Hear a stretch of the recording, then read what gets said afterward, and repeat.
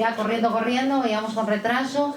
Tenemos alguna silla más por ahí, acomódense. Hay aquí alguna más también adelante, así que si quieren pueden ponerse para no estar ahí de pie. Bueno, bienvenidos a todos. Es un placer que la sala se alargue tanto que casi tenemos que tirar el tabique del fondo. Así que esperemos que disfruten y vamos a hablar de la vida. ¿Por qué? Porque vamos a hablar de filosofía, ¿no? Y todo va muy unido, ¿no? Con nuestro buen amigo de la librería, escritor, filósofo y asiduo a nuestros ratos literarios. Bienvenido, Mariano Arias, es un placer tenerte aquí.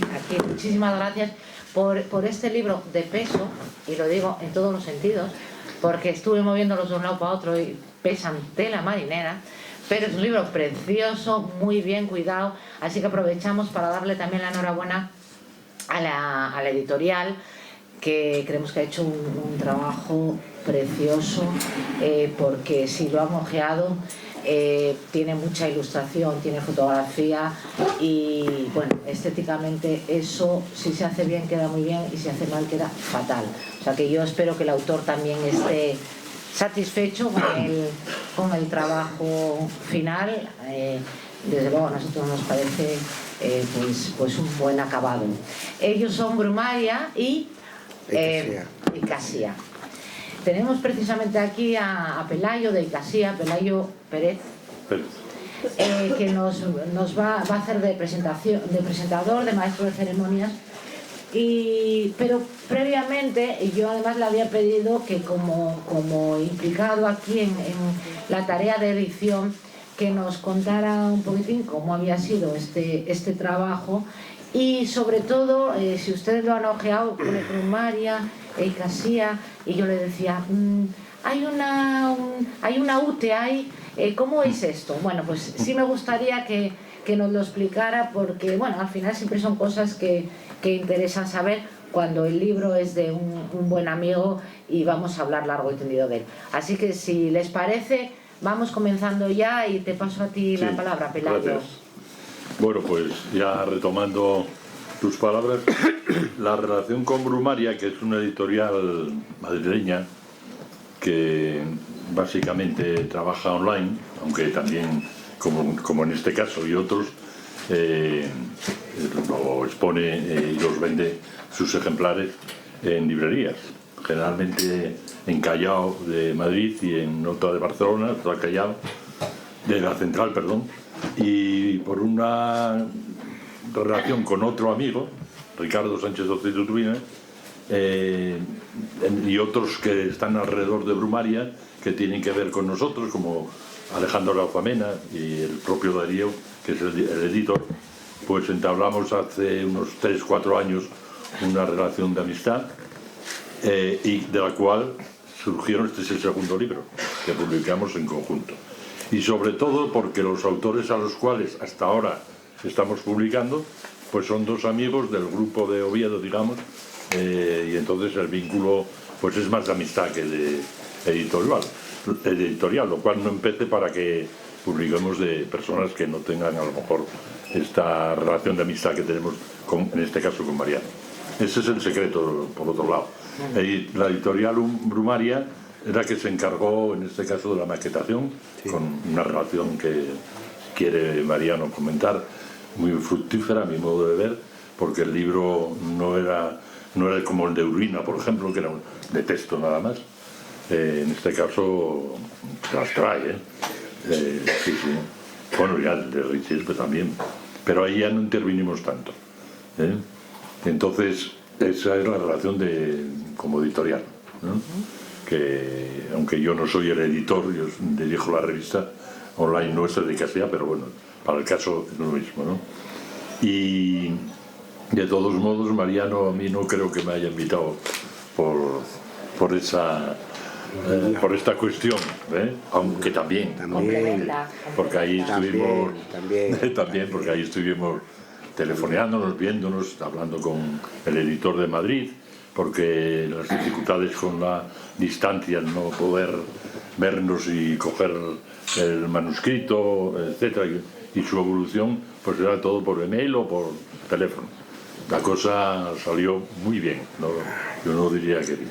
Y ahora yo escribí unas líneas, es muy breve, no os asustad, que no llego a 4 folios, porque ya la cosa va de amigo a amigo, ¿no? Y en ese sentido, como lector y seguidor de la obra de Mariano, pues voy a leer esto ya como presentación. Escribo que hace unos días Mariano me llamó para proponerme que presentara su libro sobre el origen de la escritura titulado El escriba sagrado, fruto de muchos años de trabajo y que culminó con su tesis doctoral sobre el mismo tema. Mariano quiere hacer creer en una nota de agradecimiento excesiva en el prólogo de su libro que yo participé en la consecución de esta insigne y compleja obra.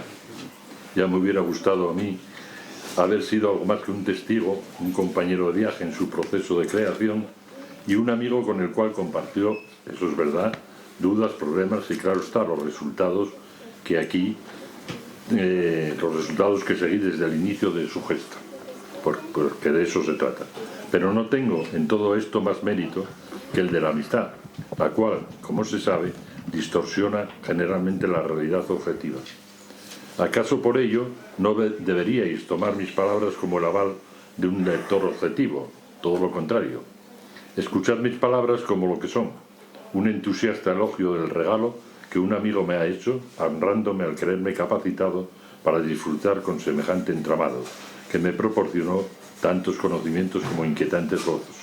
Alberto Hidalgo, que lo tengo aquí enfrente, profesor de la universidad, para el que no lo sepa, que dirigió su tesis doctoral, madre de este libro que hoy presentamos, recoge en su espléndida introducción los mecanismos, las relaciones, así como las referencias y las ideas nucleares que como arquitraves hicieron posible esta investigación a través de toda una problemática que movilizó a filósofos, arqueólogos, antropólogos y lingüistas en derredor del fenómeno de la escritura y por tanto de su surgimiento. No solo referido a la adaptabilidad, a su fecha de nacimiento, a su cuándo y su dónde, sino, y acaso más importante, aún a su cómo. En este breve espacio de tiempo y en este lugar no haré yo un recorrido, aunque fuera somero, por todos estos vericuentos. Entre otras cosas, porque acaso terminaría por dar una imagen del libro que no se corresponde con su proeza. Pues efectivamente, creo que estamos ante una muy esforzada investigación que logra, de la mano del materialismo filosófico, al que Mariano Arias se vincula desde el principio, como la opción filosófica a la cual, digamos, se adscribió desde muchos años antes y que no solo le ha dado las armas, las posibilidades teóricas más potentes para abrirse paso en este campo rotulado, como decía, por decenas de autores poderosos, sugerentes, verdaderos maîtres à penser, como Derrida, Marcel Mauss o Legouis-Bourgain, entre otros. Mariano, como digo, logra encauzar las líneas de su investigación en el espacio antropológico de Gustavo Bueno, que Gustavo Bueno concibió como articulado por 3 ejes primordiales: circular, radial y angular. Y logra, además, solventar el problema, digamos, antitético del grafema y del fonema, acudiendo a la simploqué conjugada de ambos.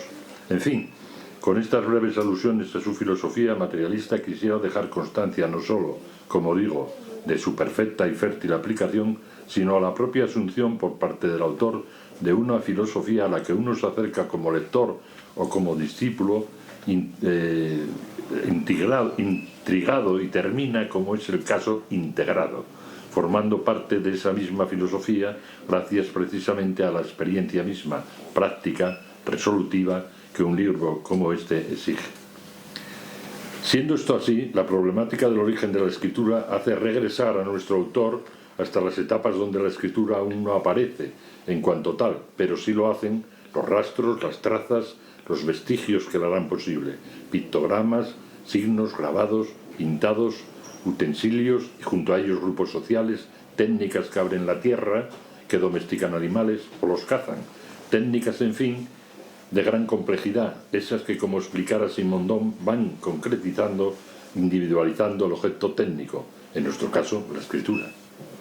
Ahora bien, dicho todo esto, y tras las insinuaciones apuntadas que pueden hacernos entrever la red entretejida por Mariano Arias respecto a la escritura, ¿cuál es la razón del título?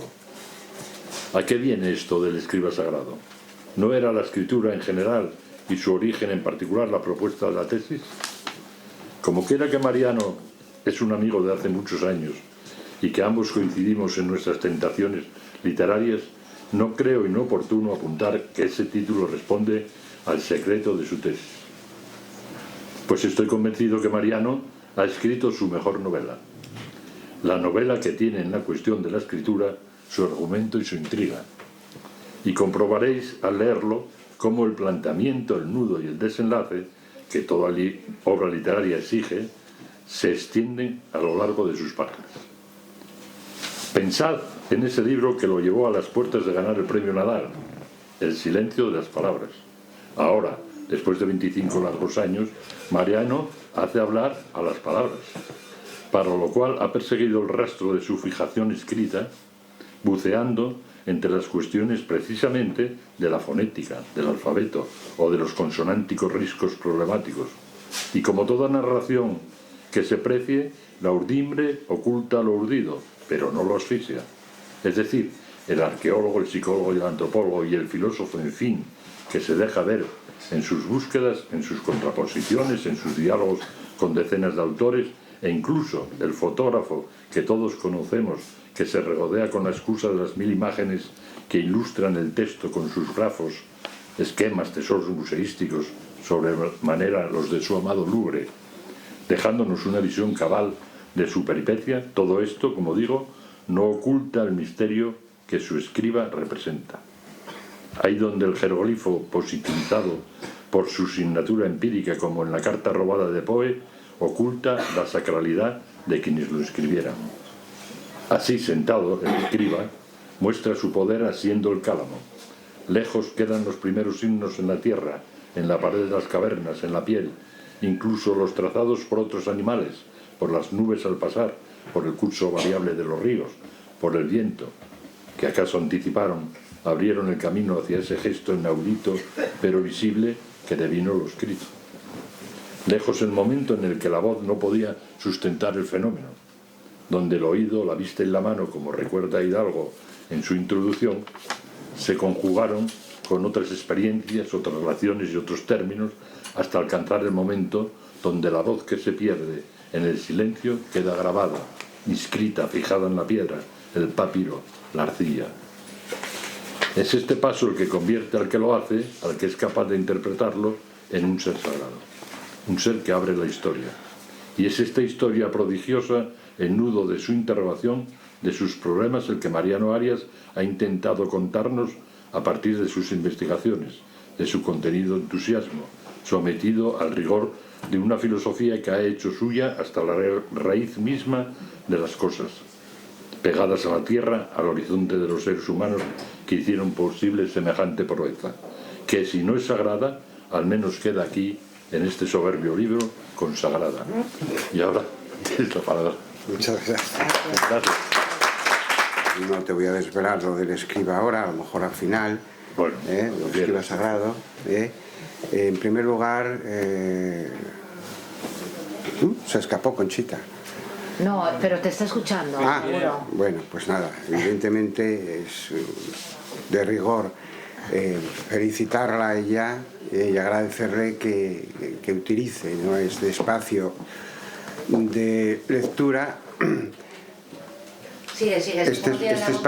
este espacio de lectura, porque aquí venimos también a leer, y que el libro este del escriba sagrado figure ya en el estante de la biblioteca de Cervantes, ¿no? También tengo que agradecer a los aquí presentes, a Alberto Hidalgo, que fue el que me dirigió la tesis y el que me lanzó prácticamente, me quitó de las manos una novela y me dejó esto. O sea, que esta es la respuesta que ya yo tenía preparada. Me lo dijo tal cual. Sí. Digo, en 3 años terminas la tesis doctoral y después empiezas con la novela. Mentira, eso no fue así. Claro, una cosa es lo que proyectamos y otra cosa lo que hacemos. Es lo mismo que cuando la escritura, una cosa es lo que vamos a escribir y otra cosa lo que resulta, ¿no? Bueno, pues aquí resultó fatal, por lo menos para la novela. Para el escriba el público lo dirá, ¿no? Y lo juzgaréis, ¿no? Y luego pues encantado de que estén aquí mis amigos de la asociación, o de la ex, o de... bueno, en fin. Yo voy a empezar en primer lugar, o sea, esto es imposible de sacar de aquí ahora mismo en 500 páginas y 150 imágenes, pero como veo que todos más o menos, algunos tenéis el libro, en alguna ocasión recurriré a que veáis, ¿no?, las imágenes y por qué yo, y acordamos con Alberto, en un momento determinado quería que las imágenes figurasen. Yo me da igual, no quiero editarlo sin imágenes, porque las imágenes es lo que te da. Yo tuve la primera visión que tuve de las imágenes fue por el libro, claro. Voy a hacer mi investigación al Museo del Louvre y empiezo a buscar tablillas y no las encuentro. Claro, las tablillas yo las estaba viendo como en grande y de repente la tablilla era así, era una cosa así de pequeña, entonces estaban en un estante muchas, todas, y claro, cuando te vas a microscópica, cuando te vas a mirar la tablilla dices tú, ¿esta es? Sí, porque la figuraba. Entonces esto no es baladí, ¿no? Por lo que veremos, ¿no? No es baladí. Total que después también en Londres también me pasó lo mismo, pero me pasó con el escriba sagrado que está allá afuera, que es egipcio, no es evidentemente sumerio, pero que bueno, en realidad, y empiezo ahora prácticamente, en realidad, ¿por qué tenemos tablillas de Sumeria y por qué no las tenemos en Egipto? Y en Egipto tenemos pergaminos, por la humedad. Esto a Radomir le va a encantar. Por la humedad, es así.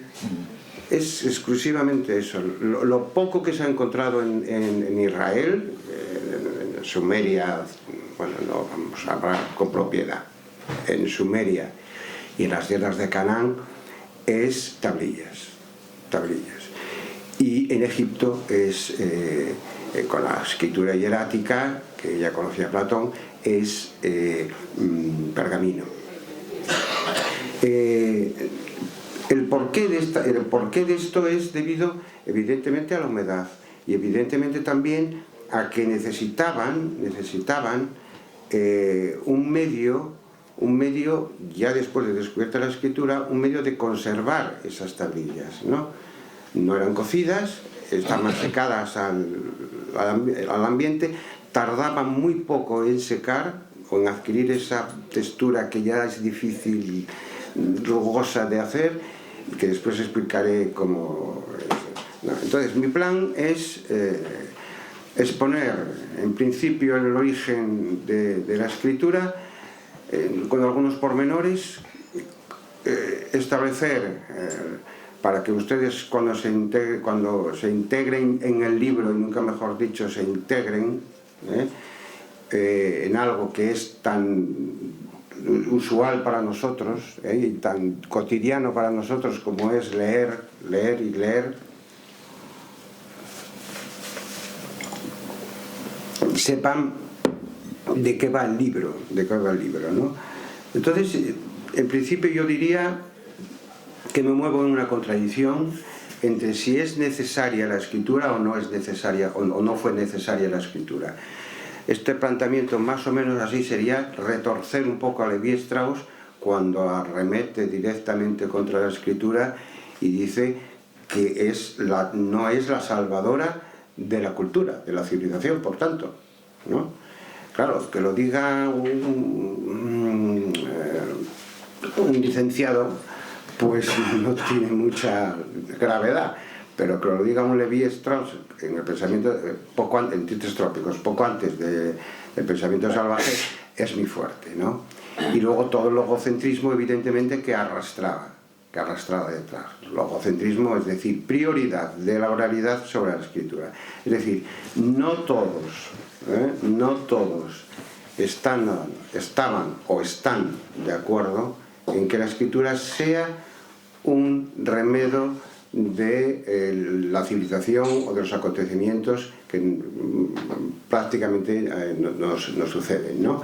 Lo cierto es que evidentemente yo esta postura no la mantengo, por supuesto. Lo cierto es que hay dos condiciones que son fundamentales para que... Perdona, no... ¿No te hago fotos? No. Disculpa. Sí. Gracias. En principio marcamos oralidad y escritura y marcamos sedentarismo y nomadismo. Eso, de primaria ya nos han dicho que la historia empieza con la escritura. Esto no hace falta decírselo porque todo el mundo lo sabe. Perdona, ¿eh? No, perdona. Esto todo el mundo lo sabe, ¿no? Pero la cuestión es más grave. La cuestión es ¿qué escritura es? Esta es la cuestión. ¿Qué escritura? ¿Qué tipo de escritura es el que nos hace a nosotros expresar y expresarnos a nosotros mismos? Esta es la cuestión. Y la oralidad, por otra parte, tiene también sus reglas, su estructura, su forma de actuar, su forma de ser, sus rimas, tiene su método y su estructura para hacer grandes oradores, grandes retóricos, etc. Entonces, estas dos cuestiones van ligadas por este otro flanco que le vamos a abrir, y que es que ¿por qué en Sumeria? O sea, porque estamos hablando de Sumeria. ¿Por qué en Sumeria? Hay tres grandes, históricamente hablando, esto es de Catón, vamos a decir, esto no es discutible, ¿no? Esto está ahí y está ahí. Hay tres grandes caudales que son el Indo, el Valle del Indo, ¿no? El que divide a la India, ¿no? En Pakistán quedaría ahora a la izquierda del territorio. Luego el Valle del Tigris y el Éufrates, el Valle del Nilo y, bueno, si nos vamos a Sudamérica, pero no nos vamos a ir porque sería otra cuestión, y luego la delta del Mekong, del río Amarillo. Y sin embargo, yo voy a hablar del Tigris y del Éufrates y no voy a hablar del Nilo. Y no voy a hablar del Nilo porque del Tigris y del Éufrates es de donde surge nuestra civilización. Está ahí, en el Tigris y en el Éufrates, donde está nuestra civilización.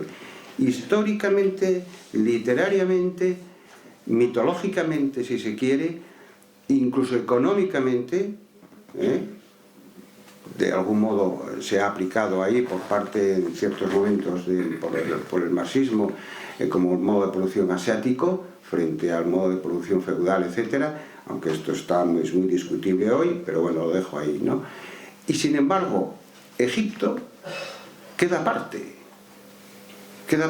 en cuanto a la civilización occidental. No discuto que Platón hizo 3 viajes o 4, Tales también, evidentemente, Pitágoras, todos han ido a Egipto, pero no han recogido, o por lo menos no hay muestras de que la influencia sea tan fuerte como la que ha tenido la Sumeria.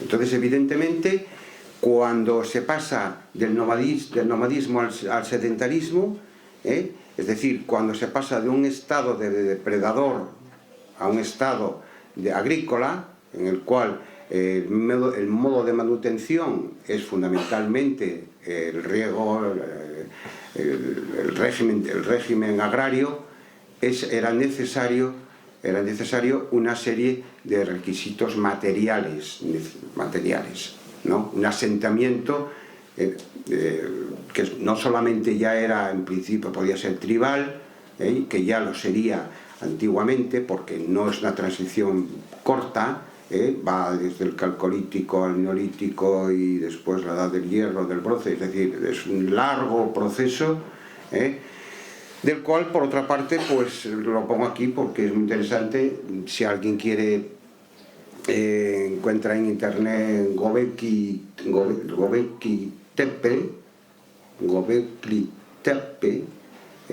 hay un reportaje del National Geographic precioso que está, no se sabe muy bien a dónde situarlo, si situarlo en la parte sedentaria o en la parte todavía de asentamiento. Es como un lugar sagrado, queda al norte, queda en la zona de Turquía, está libre de la guerra, por tanto se mantendrá, por desgracia. Ese paso del sedentarismo, del nomadismo al sedentarismo está marcado fundamentalmente por lo que al menos yo considero que dos conceptos. Uno, el reino de la escritura y el reino del Estado. Es decir, van íntimamente ligados. Casi es imposible separarlos. El reino de la escritura del reino del Estado. Este es un tema que desarrollo en el libro profusamente porque me parece muy importante a la hora de situar de dónde venimos, que es de lo que se trata, porque estamos aquí para saber de dónde venimos y por qué un acto tan simple como el de escribir pues comporta para un indígena que se queda viendo qué es eso que, ¿no? Como contaba un antropólogo, ¿no? Me parece que era, no me acuerdo, que cuando le veía el bolígrafo y veía esos rasgos empezaba a mirarlos y decía que había allí, que no entendía nada, claro. Claro, ahí estaba su historia estaba ahí escrita, se la estaban escribiendo, pero él no lo sabía. Esa es la cuestión, no lo sabía. Entonces estos dos ejes, el reino del Estado y el reino de... puede añadirse otro, el reino de la naturaleza. Pero claro, el reino de la naturaleza nos ocasiona muchos problemas a nivel de materialismo histórico, nos plantea muchos problemas el reino de la naturaleza y por tanto lo voy a dejar ahí aparcado. Está lleno de mitos, es una larga historia a la que la naturaleza nos ha llevado detrás de sí, a través del romanticismo, a través de la filosofía idealista. O sea, lo dejo para un lado, ¿no? Claro que ahora, en estas cuestiones de método, es cómo, entonces, ante este brevísimo panorama, que me vais a disculpar que sea así breve, pero que lo he intentado hacer lo más gráfico posible, cómo integrar la escritura en este sistema. ¿Qué importancia tiene la escritura en este sistema? Primero diré que hay varias escrituras, que no vamos a considerar que hay una sola escritura. Es absurdo pensarlo, ¿no? Hay varias, pero podemos decir que todas son iguales. No, bajo mi punto de vista no todas son iguales, o no todas han sido iguales, que no es lo mismo, no han sido iguales, ¿no? Nosotros, yo al menos me inclino, y nos inclinamos aquí en la Escuela Materialista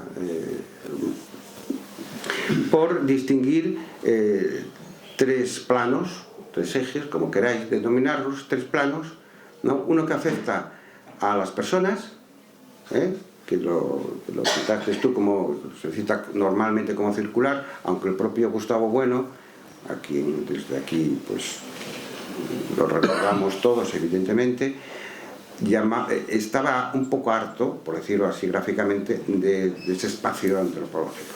Estaba cansado ya de ejes circulares, angulares y radiales. O sea, ya la traía, ya tanto se había citado que ya estaba bastante harto y yo no sé lo que pensaría hacer. A lo mejor en alguno de los inéditos aparece. Bueno, el caso es que a nosotros lo que nos interesa ahora es que estos tres ejes tienen una particularidad, que por otra parte su antecedente está en el estructuralismo francés, todo hay que decirlo, pero bueno, vamos a obviarlo. Afecta a las personas en cuanto conviven, en cuanto se relacionan entre ellas, y también al individuo en cuanto reflexiona él. el eje radial es el eje de la naturaleza. El eje de la naturaleza entendido como el productor, nunca mejor dicho, de materiales que sirven al hombre para alcanzar las metas que se propone en su vida cotidiana. Y el eje que podríamos llamar religioso o angular sería el eje que correspondería a los dioses, a la religión. A la religión, pero claro, el tema de la religión, otro escollo, porque claro, hay religiones naturales, una religión natural, una religión, saltándonos otra intermedia, politeísta y otra monoteísta. Y esas religiones, mi tesis es que sin escritura no han sido posibles. Esa es la cuestión que planteo. Apareceré dogmático, y lo siento, porque bueno, me conocen Alberto y muchos de vosotros, pero es que yo no puedo empezar a pasar páginas y empezar a leer para demostrar eso. Entonces, aunque aparezca dogmática, otra cosa es que luego se discrepe, por supuesto se puede discrepar, ¿no? Es decir, que la escritura, por decirlo así, es como un gel que invade toda nuestra vida social y cotidiana, la invade completamente. Imaginémonos por un momento que no hay escritura, que ustedes no tienen nada escrito, no saben escribir, están ahí escuchándome y yo estoy hablando, ¿y qué hacen? ¿Cómo se comportan? Es decir, tienen que asimilar a un orador, tienen que asimilarlo sin que luego puedan regresar a sus casas y recurrir ¿a qué? A la memoria. Eso todos los que estudiamos, los profesores de filosofía que veo por aquí, todos sabemos que existen los famosos mnemones, que eran los grandes memoriones, por decirlo así, y que prácticamente con escucharlo una vez te lo recordaban luego, ¿no? Bien. Entonces, la escritura, digo, es imposible. Sin escritura es imposible y que haya incluso la civilización actual, sin escritura. Habría otra cosa, no lo discuto, ¿no?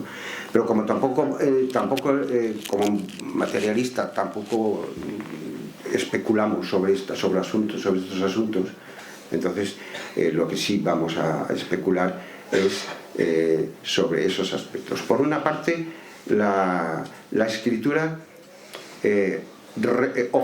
hace objetiva la relación del hombre. En Etnografía y Utopía, Gustavo, lo poco que tiene escrito sobre escritura es precisamente ahí, incluso en la segunda edición, no añade tampoco nada nuevo, pero dice que es 10 con estas palabras, ¿no? Pero no añade nada más. Es evidente que la escritura rompe completamente la civilización que había hasta entonces, pero la rompe sin que los propios protagonistas casi sean conscientes de ello, y esto es muy importante. Casi ni son conscientes de ello, porque para llegar a hacer este movimiento,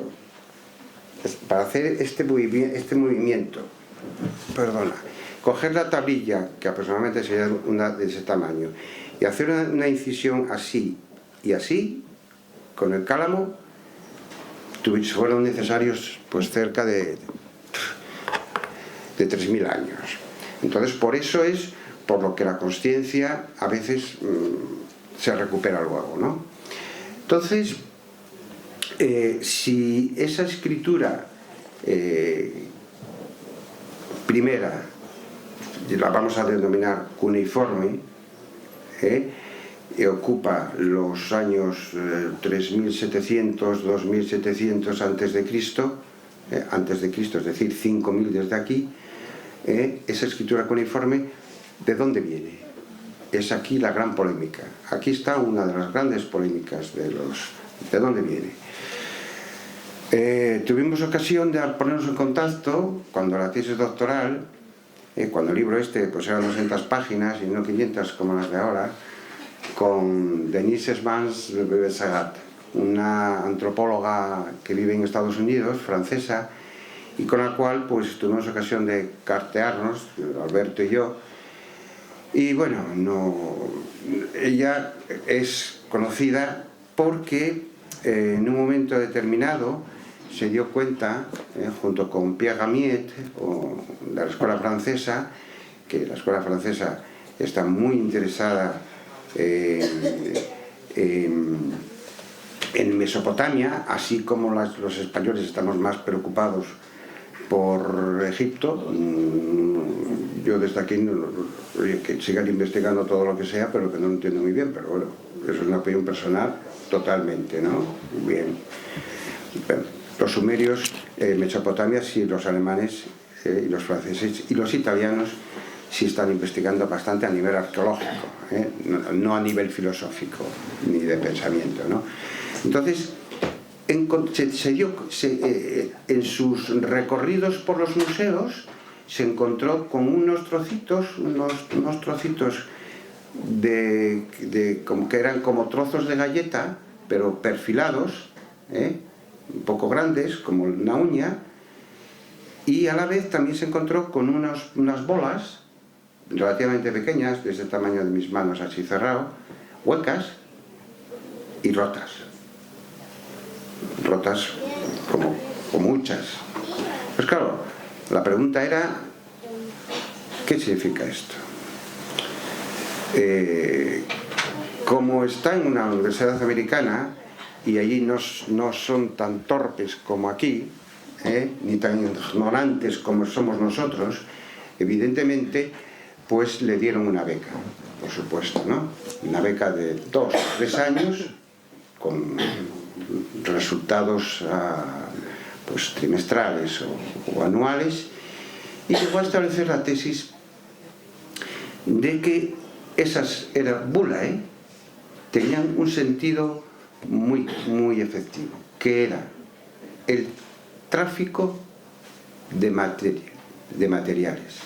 Es decir, esas fichas tenían formas distintas. Podían representar cebada, podían representar ganado, podían representar hombres, esclavos, podían representar todos aquellos elementos que componen la vida humana, estarían representados en esas tablillas, en esas fichas, ¿no? Token en inglés, ¿no? Y entonces se estableció una tesis que en el año 1965 apareció en Investigación y Ciencia, que por aquí pasó, pero más de largo que de otro poco, porque bastante nos interesaba a nosotros perdón, las bulae y lo que contara eso, ¿sabes? El caso es, perdón,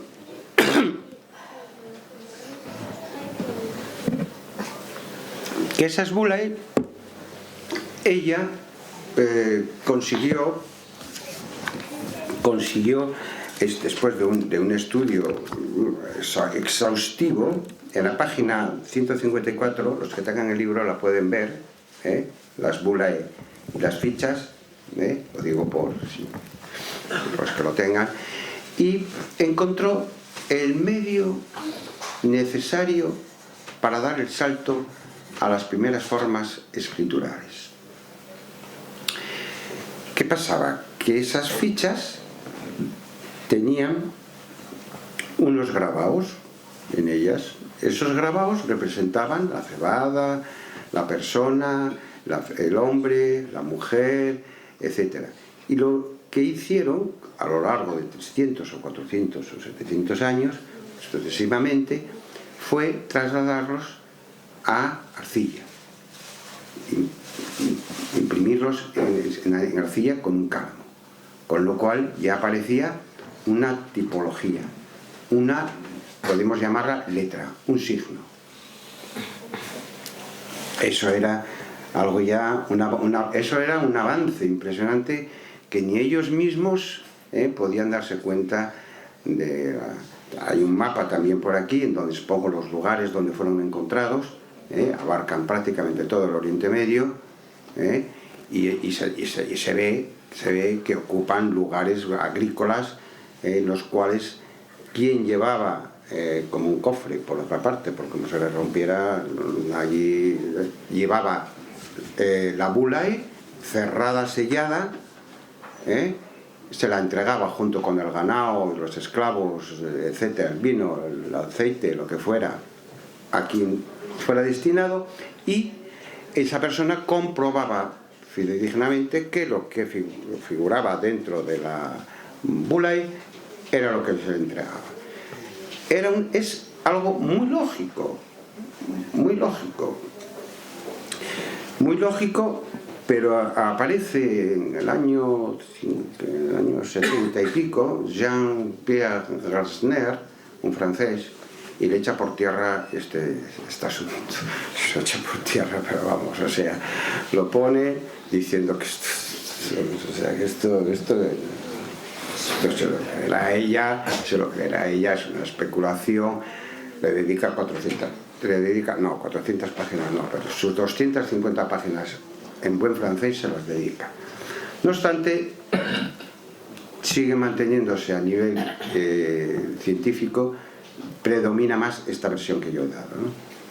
Entonces, la otra cuestión que quería tratar a propósito de esto es que el cuneiforme se convierte en una lengua, perdón, en una escritura. Llamaremos entonces escritura a aquellos signos que pueden formar lo que podemos denominar letras, y a su vez palabras que componen una frase.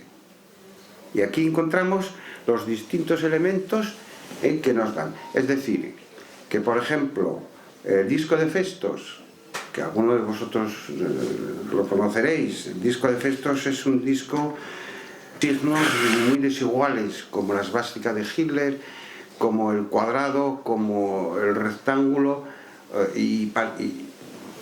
pero donde sí podemos decir que aquí hay escritura, pero no sabemos cuál es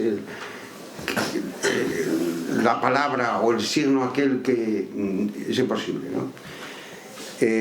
Desechados otras escrituras que se han ido por el camino, la lineal A y la lineal B ocuparon su lugar,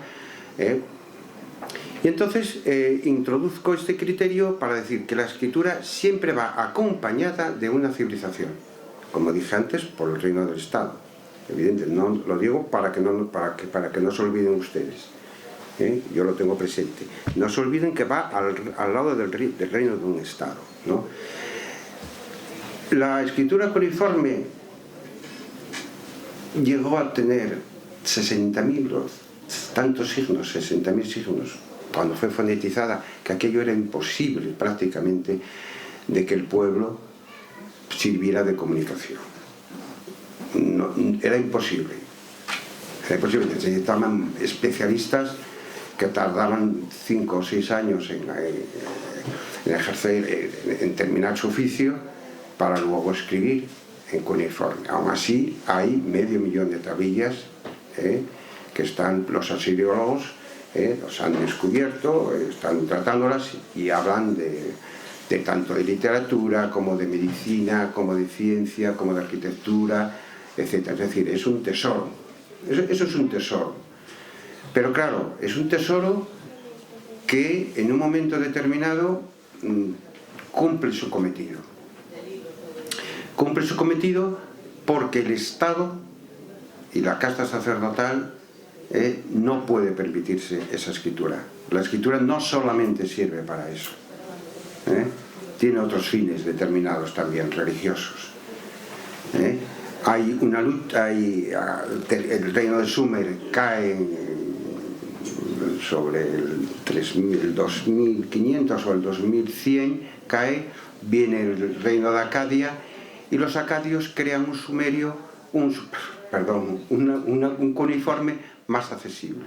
Y a la vez surgen otras lenguas vía vía Tigris y el Éufrates en la cuenca, como son el arameo, como son las lenguas paleohebreas, arameas, etc. Y claro, esas lenguas traen su escritura y esa escritura compite con estas otras, con la cuneiforme que están. Perdón, ¿cuánto tiempo me queda? Bueno, son las 8 menos 5, yo luego no sé si la gente quiere intervenir, bueno, pues piden todavía. Es que no empecé, ¿eh?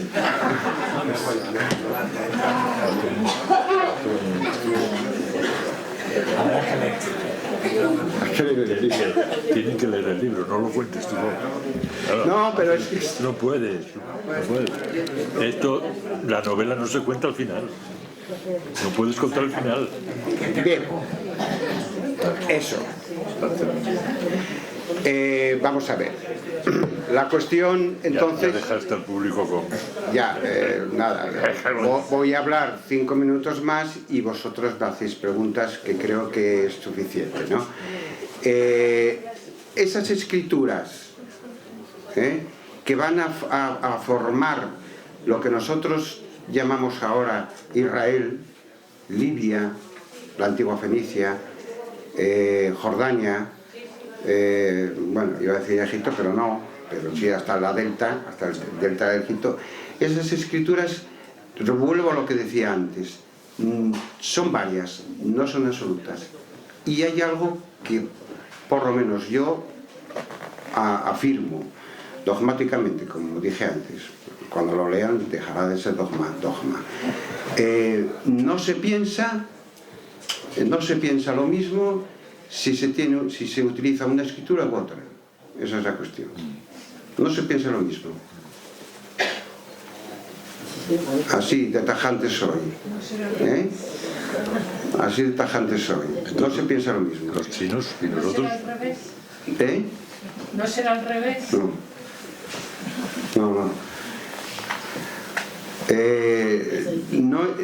Mientras que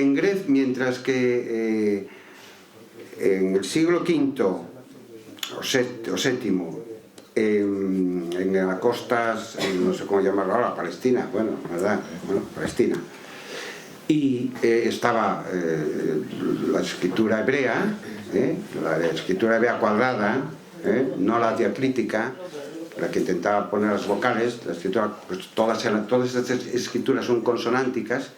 En el otro extremo, en Grecia, estaba Platón, estaba Homero. Ahí es nada la Ilíada, ahí es nada la Ilíada, la Ilíada y la Odisea. El alfabeto. Es decir, el alfabeto. Perdón. ¿La escritura condiciona el pensamiento? Claro. No, es que pensamos... Sí, claro. Pero a su vez, la escritura es producto de una civilización que tiene una... Exactamente. Sí. Eso es lo que intento decir. Exactamente. Son las dos cosas. Sí. La religión, Mariano. Y claro, evidentemente está la religión. Como dijo mi hermano, me chivó mi hermano ahora, ¿no? Y claro, la religión centra el eje de pensamiento. Y por otra parte está Grecia, introduzco ya Grecia, que tiene el griego, que es influencia fenicia. La base es fenicia. Y también de dialectos jónicos, dóricos, que había por el reino de Esparta, luego sería el reino de Esparta y las islas, ¿no? Entonces, claro, Homero construye un legado de términos y conceptos impresionante. Tengo que ir rápido, porque quiero terminar aquí. Y, sin embargo, en el otro extremo, en la Biblia, bajo mi punto de vista, y otros autores también, tampoco es que yo hable por hablar, y consideran que es más débil en cuanto a la expresión, por ejemplo, psicológica, a la expresión de describir las personalidades, si por ejemplo nos fijamos, las descripciones no son descripciones psicológicas. ¿Cómo es Esther? ¿Cómo es? No hablo del Nuevo Testamento, hablo del judío, de cómo son las mujeres y los hombres que aparecen a lo largo de todo. Moisés, no se explica nada de Moisés, lo explica mejor en la ópera de Schoenberg. Moisés cuando le enseña le enseña Moisés europeo. Baja Moisés con las tablas, en la ópera esta de Schoenberg, donde algún cretino quiso meter una vaca que pesaba 200.000 toneladas y casi se hunde, además sin conocer en absoluto, ignorante totalmente de lo que era el original, y baja y enseña los 10 mandamientos, que es el espíritu objetivo. Los 10 mandamientos, lo mismo que el Código de Hammurabi, es el espíritu objetivo de Hegel. Ahí está, no está en otro sitio, está ahí. Y le dice, ¿cuál es tu Dios? Le dice Aarón. ¿Dónde está tu Dios? Porque estaban esperándolo. Les dice, Dios es invisible. Nosotros vamos, o sea, piensa que están verdaderamente riéndose de él. Dice, ¿cómo que es invisible? ¿No? Nosotros tenemos aquí a todos los dioses politeístas, a los becerros de oro. Por eso digo yo que si de poner un caballo, era una vaca, lo mejor que hacía era un toro y pintado por lo menos de oro. Como hay muchas imágenes que yo pongo aquí precisamente para destruir esa tesis, ¿no? Que las encontraréis por aquí.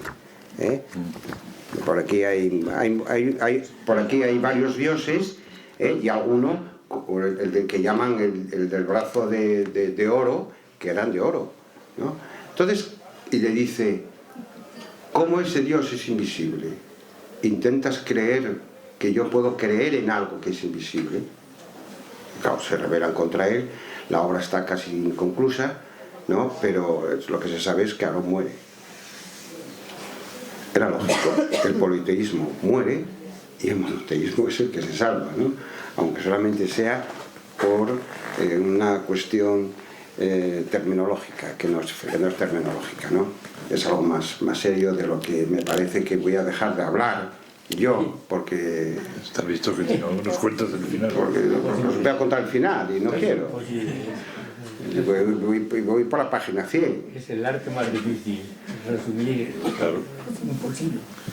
Como queráis, yo sigo hablando, a mí no. Ya está. Pero me parece que es mejor que ustedes pregunten. Dar las gracias y tal. Y muy agradecido de que estén escuchándome. Yo les invito, evidentemente, en nombre de Conchita y en nombre de Susana, a que adquieran el libro, que les sobra al parecer, muchos ejemplares. De Casilla. Y que... Y de parte de él también. Ah, de parte de Casilla, por la parte que le corresponde a él, también.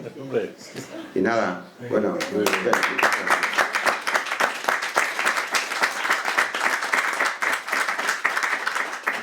¿Veis cómo era una novela? ¿Cómo es una novela? Cada uno comprende los géneros literarios como le... Una pregunta que me parece muy importante, a mí me parece tan importante y apasionante, que la primera pregunta que te quiero hacer es... ¿Cómo? No se puede bajar, tiene más separado. Ahí en La la voz mesa. es la mía, que además tengo una puerta. Ya, pues la pregunta es, tú has hablado de la escritura cuneiforme, pero al final ya, de refilón, el alfabeto, porque 20.000 signos, el alfabeto fenicio, y a mí me parece lo más importante cuando hablan ya de Homero, son las 5 vocales del alfabeto griego, que es desde el punto de vista de la fonética, y entonces desde el punto de fonética fonética del sonido, porque el aparato fonador del ser humano es la primera pata del conocimiento, la segunda la acaba de describir y la tercera la imprenta. Hoy compramos tus libros. Sí. y luego internet. Sí, pero si me haces hablar hasta la imprenta, vamos, sacamos el saco de dormir aquí todos. Mi pregunta es sobre las Sí. vocales y la diferencia Sí, con sí, el alfabeto. sí, sí, muy bien, muy bien, muy bien, muy bien. Muy buena pregunta, muy buena pregunta. Esto, los fenicios fueron los grandes, como se sabe, los grandes navegadores y comerciantes de todo el Mediterráneo, estando en Cana, estando otras tribus, ¿no? Los fenicios lograron ocupar la zona de lo que es actualmente el Líbano, una parte más allá del Líbano, donde está Biblos, que todavía existe la palabra, ahí Tiro, esa zona es la Fenicia. Pero ellos no inventaron las vocales. Las vocales se las inventaron los griegos. Y eso fue la segunda revolución. La primera fue la de la cuneiforme, evidentemente, pero la segunda revolución en la escritura fue el griego. El griego, en el momento en que introdujo el neutro, el verbo ser, introdujo, aunque no tenían una concepción del cuerpo, sino de los órganos, como el timós, el nous, que para Homero no era el entendimiento que luego va a tener en Parménides. Es decir, pongo 3 ejemplos por poner algo. Es la llave de toda la cultura occidental, Homero. Con Homero se inicia, con Homero. Bueno, Homero recoge una tradición de años, de siglos, impresionante, pero yo creo que creo que he respondido a tu pregunta, ¿no? Para dejar que los demás hablen también, ¿no?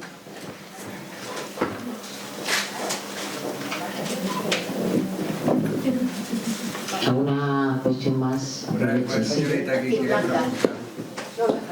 gracias. ¿Qué relación tiene el origen de la escritura con el descubrimiento de la piedra de Rosetta? Que creo que fue Jean-François Champollion quien la descubrió. Sí. Bueno, la piedra de Rosetta, claro, venía en demótico, en griego, en la escritura jeroglífica, y significó el descubrimiento de unas escrituras que hasta ahora solamente se conocía el griego, prácticamente, porque el hierático no se conocía y el demótico tampoco, ¿no? Y el jeroglífico tampoco, que era lo más importante, porque los egipcios tenían dos escrituras. Una era la hierática y otra era la jeroglífica. Jeroglífica es justamente, ¿qué es lo que significa jeroglífica? Sagrado, escritura sagrada. Grafo, es decir, grafo, Dios. Entonces, claro, y esa escritura sagrada solamente es utilizada, salvo excepciones, en los edificios. Entonces, los edificios están todos con escritura jeroglífica, pero no así las cartas. Las cartas que se mantienen con Palestina, con las zonas de Palestina, etcétera, esas están en escritura hierática. Platón conoció la escritura hierática, tuvo que conocerla, esa es mi tesis, está al final, y es muy polémica la tesis que defiendo, pero bueno, allá va, ¿no? Sí, porque esa tendencia a decir, además, Teus es el dios, pero Teut, el dios sagrado egipcio, lo mismo que Nabú es el dios sagrado sumerio, y Marduk también, porque son politeístas. Son politeístas hasta que en un momento determinado Moisés baja las 2 tablas de la ley, instaura el monoteísmo, que eso es muy interesante, porque no me meto en ello, porque vamos, o sea, no sé si me da tiempo a... Para mí el monoteísmo lo descubren los judíos, con esa frase de yo soy el que soy. Ya, esa es la polémica. Esa es la polémica. No, esa es la polémica. Estaba diciendo que creo que el monoteísmo lo implantan, lo descubren, lo intuyen el pueblo judío cuando con esa frase de yo soy el que soy, eso de arriba toda comparación con cualquier otro concepto de Dios, que es, no sé si decir que Dios es un superhéroe o que el héroe es un Dios disminuido, no sé. Esto es distinto, es una idea. Y eso es lo que crea el monoteísmo. La tesis mía discrepa.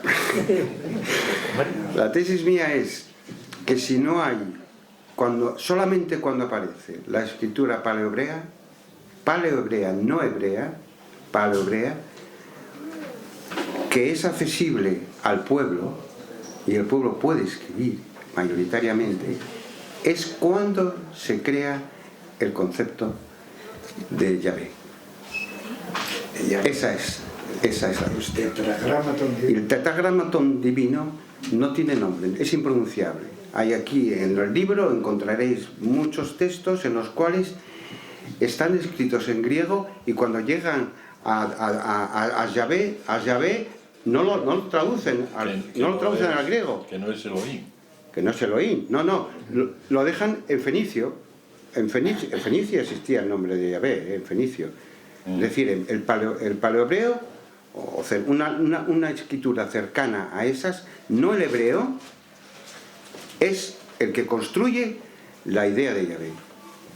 Pues eso habla de ser, no entra Nada, ningún concepto. no entra, es que no tiene la palabra ser. Para ellos, para un semita, todo lo que existe tiene que tener un nombre.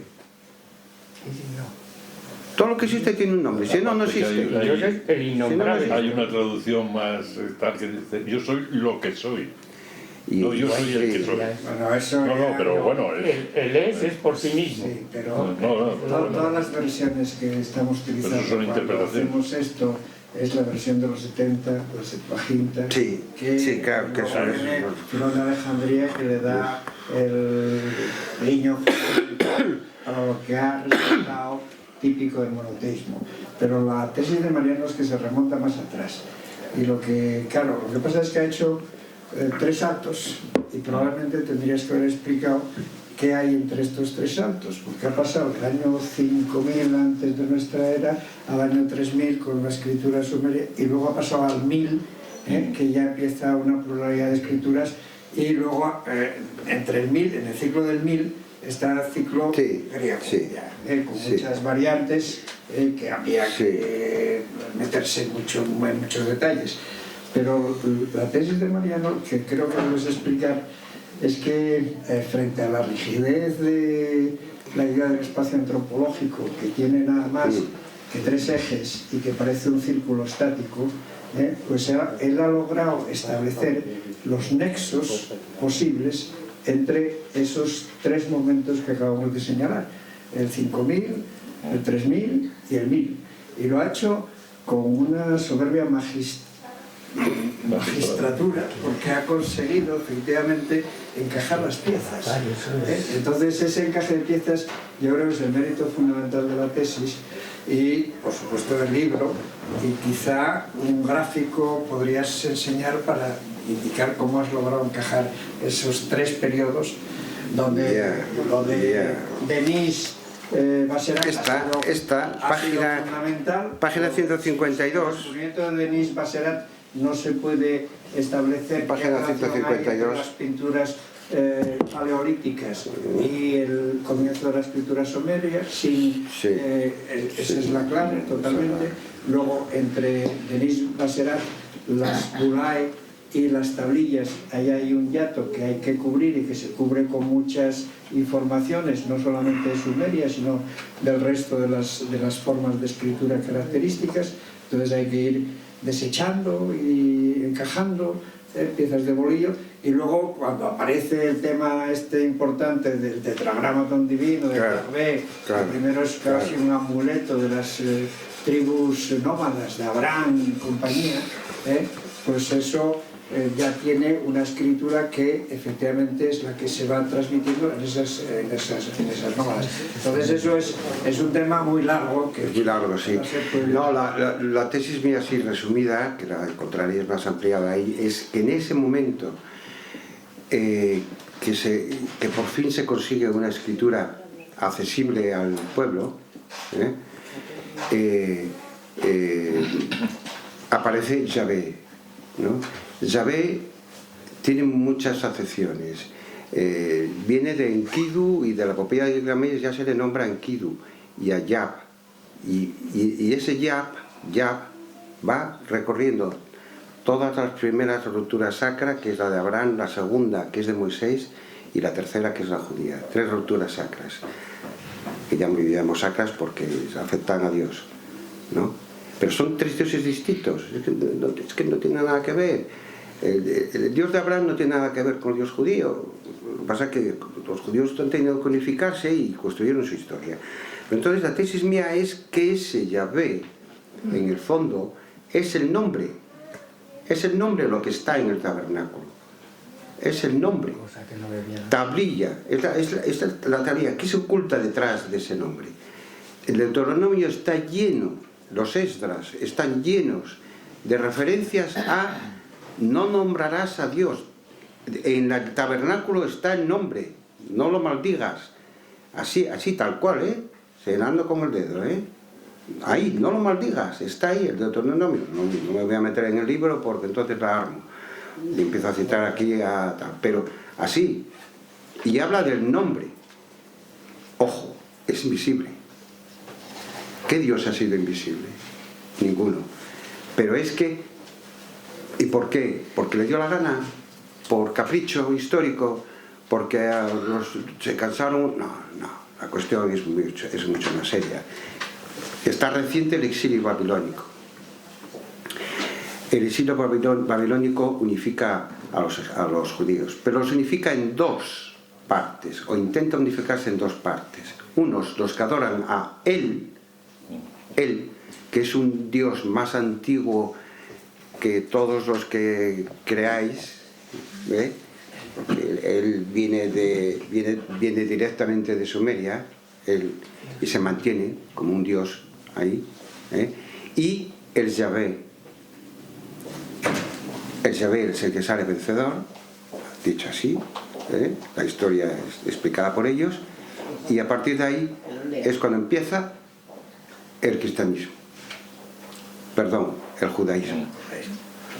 Y del judaísmo ya, en el momento que se traduce a la Vulgata, ya tenemos el cristianismo, ya tenemos a San Agustín, que le encanta tanto a Alberto, que tiene un libro escrito y que no lo publica. San Agustín no sabía hebreo, es decir, que San Agustín tuvo que leerse la Vulgata en primero, y San Jerónimo, y la Septuaginta. Y la Septuaginta, y con esto, por lo menos por mi parte, quisiera señalarlo. Aquí es donde empieza una hermenéutica traidora con el judaísmo. Sí, traidora porque nombra a Dios. A Dios no lo nombra, jamás nombró a Dios nadie en el Antiguo Testamento. En la Torá no está nombrado a Dios, es Yahvé. Lo que pasa es que al traducirlo, los griegos cogen y utilizan el griego, que es Teos, claro. Pero así lo hicieron con cantidad de términos, como el de Nefesh, que es el de espíritu, que es el sul en inglés. Pues lo mismo, los Nefesh es un ser que vive. Entonces lo traducen por alma. Los judíos, el tiempo para los judíos no existe. El tiempo para los judíos es desde Adán y Eva hasta que viene el nuevo Salvador. Punto. ¿Dónde hay generaciones? ¿Dónde hay estadios? ¿Dónde hay...? Entonces le ponen tiempo. En el principio de los tiempos fue el principio de nada. No hay principio. El principio de nada. El término nada es un término que se lo inventan también. La Septuaginta es de Filón de Alejandría, no es del judaísmo. Me parece que están interrumpiéndonos. No, el tema daba mucho, y aparte de que, bueno, se nos agota el tiempo, sí es verdad que hay que leerlo y luego ya se pueden concretar más cosas con él. Ya el tiempo manda, y más que nada porque había dicho que quedamos aquí, pero es que no tenemos sacos para todos, entonces para que nadie, la gente, para que no esté incómoda, tenemos que dejarlo aquí. Estos libros almohadillados, ¿eh? Sí. Bueno, esperemos que hayan disfrutado, aprendido un poco también, que es otra de las cosas que siempre nos gusta, y sobre todo que salgan con la necesidad de leer, en este caso el escriba sagrado, y bueno, en otra ocasión el que corresponda. Gracias, Mariano, por esto. Sentimos interrumpir, pero bueno, es que el tema tiene sus bemoles, ¿eh? El tema tela y eso, que estaba en el principio. Así que gracias, enhorabuena, y les invitamos a que se acerquen al libro, a que se lo firmen ahora si lo tienen, y les invito también a que cerremos un poco el acto con nuestro cariño y nuestro aplauso hacia Mariano.